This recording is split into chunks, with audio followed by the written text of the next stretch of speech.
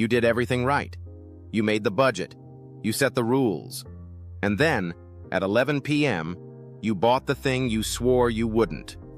That's not a discipline failure. It's a design failure in how your brain is wired for spending. There's a hidden trigger that converts your intention to save into an urge to buy, and a simple protocol to stop it before it costs you another dollar. A spreadsheet sits closed on a laptop, detailing a clear path toward a down payment or a debt-free year, goals that offer a delayed reward months down the line. But when a phone screen lights up with an immediate emotional offer, that long-term plan faces an instant rival. The savings plan still exists, but its priority is temporarily displaced by the present action. This creates a direct conflict between an established spending rule and a sudden, intense desire. The diagnostic question is whether the future goal remains psychologically active at the exact moment of temptation. A discipline failure occurs when a person has the time and information to make a conscious choice, yet acts against their own long-term interests. A design failure, however, happens when the surrounding environment systematically removes those reflective moments. While routine shopping habits and emotional triggers both play roles in these spontaneous transactions, a single unplanned purchase differs fundamentally from clinical compulsive buying disorder. Pinpointing these external triggers does not absolve the shopper of responsibility. Instead, it reveals the precise mechanics of the environment, showing where to build practical barriers to protect the budget. An image of a product on a screen does not wait for a conscious decision to buy.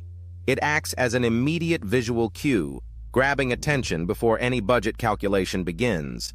Researchers study this immediate reaction to map how the brain processes temptation. In an fMRI study led by Dr. Uma Karmarkar, 30 participants aged 20 to 35 viewed everyday items for 2 seconds each. They were asked a simple question: how much do you like this product? The task never mentioned shopping, pricing, or buying decisions. Yet the brain scans revealed that the ventral striatum, a region associated with reward anticipation and motivational value, automatically evaluated each item. This automatic valuation happens without any active intention to purchase. The brain registers a sense of wanting before the mind can compare options or check a bank account. This neural activity does not function as a single control center forcing a choice, and it does not guarantee a transaction. Instead, the reward response acts as a silent pressure toward action, tilting the brain toward a purchase before conscious reasoning can intervene. Stanford neuroscientist Brian Knudsen discovered that the brain processes purchasing decisions by weighing two separate competing forces: the anticipation of gain in the nucleus accumbens and the anticipation of loss in the insula. When a person looks at a desirable item, these systems engage in a silent tug-of-war. Under normal circumstances, the pain of losing money keeps spending in check. But immediate rewards trigger a phenomenon known as temporal discounting, where the brain heavily devalues future benefits, like a stable savings account, in favor of instant satisfaction. This bias intensifies during late-night hours of fatigue, stress, or boredom, when the mind seeks quick emotional regulation to soothe discomfort. A discount-tagged offer exploits this state by presenting a dual threat: the immediate appeal of acquisition and the perceived risk of losing the deal. This promise of instant relief or novelty completely overrides the abstract, distant goals of the future self. As this emotional momentum builds, the friction that normally prevents spending begins to evaporate. The remaining puzzle is how this resistance disappears completely at the moment of checkout. In 1998, behavioral economists Drazen Prelec and George Lowenstein identified a psychological barrier known as the pain of paying. When a person hands over physical cash, the transaction feels immediate and tangible, activating an aversion-related response in the brain. Credit cards and digital wallets disrupt this mechanism by separating the act of receiving an item from the immediate discomfort of parting with resources. This digital abstraction lowers the mental salience of the transaction. The price tag remains visible on the screen, but the payment format dampens the nervous system's signaling of loss, where regions like the insula play a broader role in processing financial discomfort. Similarly, modern split payment structures can further soften the perceived loss. While this design does not automatically trigger irresponsible behavior, it changes how clearly the mind registers the actual cost at the precise moment of exchange. The speed of the transaction path itself accelerates this loss of awareness. E-commerce platforms designed the rapid checkout format specifically to eliminate steps between seeing an item and owning it. In September 1997, Amazon filed a patent for a system that bypassed the traditional digital shopping cart, granted in October 1999 as U.S. Patent 5,960,411. Today, pre-saved shipping addresses and payment details remove physical pauses. Personalized recommendations constantly suggest highly relevant items, while stock alerts and countdown timers compress the decision window. Observational data shows that removing these steps raises overall spending. This convenience is not manipulative. It simply serves planned, essential purchases by saving time. The risk arises during emotionally charged, non-essential browsing, where platform speed bypasses the opportunity to reconsider.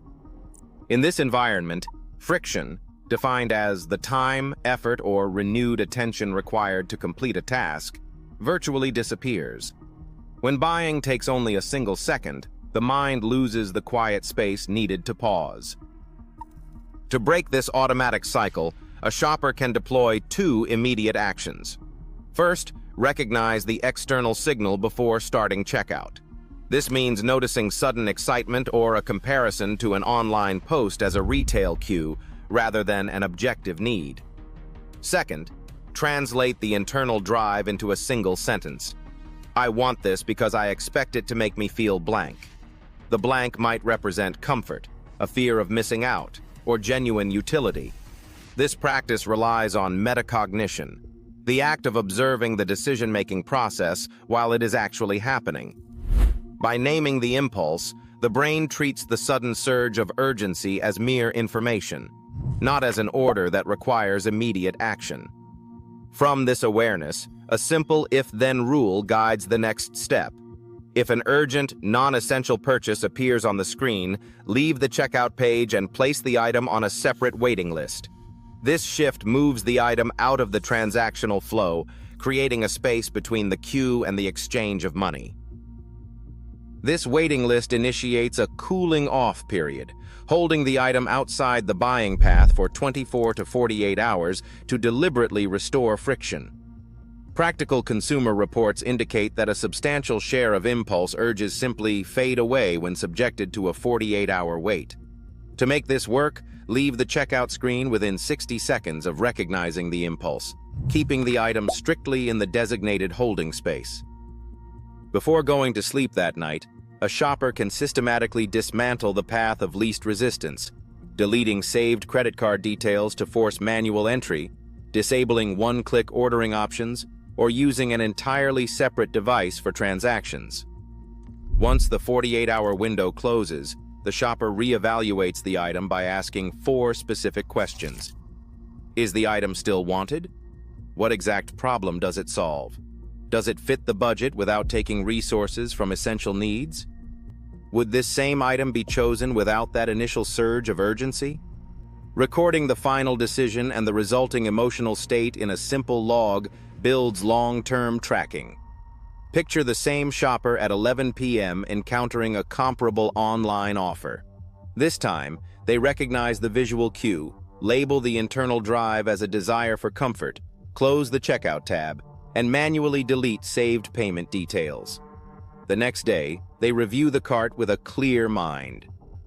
Under this protocol, buying remains entirely permissible if the desire persists and the item fits the budget.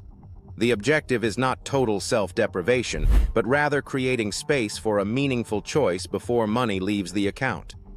This friction functions as a protective pause, not a punishment. For repeated distressing spending patterns that cause financial damage, this process is not a clinical treatment. Those situations warrant professional guidance from qualified financial or mental health specialists. The action succeeds when a structured delay turns an automatic reaction into an intentional decision. In a world engineered to bypass your reflection, deliberate friction is your ultimate agency. You aren't depriving yourself, you are reclaiming the space to choose. The next time the trigger pulls, remember, the pause is where your control lives. Share your thoughts on this approach below. New sessions Tuesday and Friday. See you in the next one.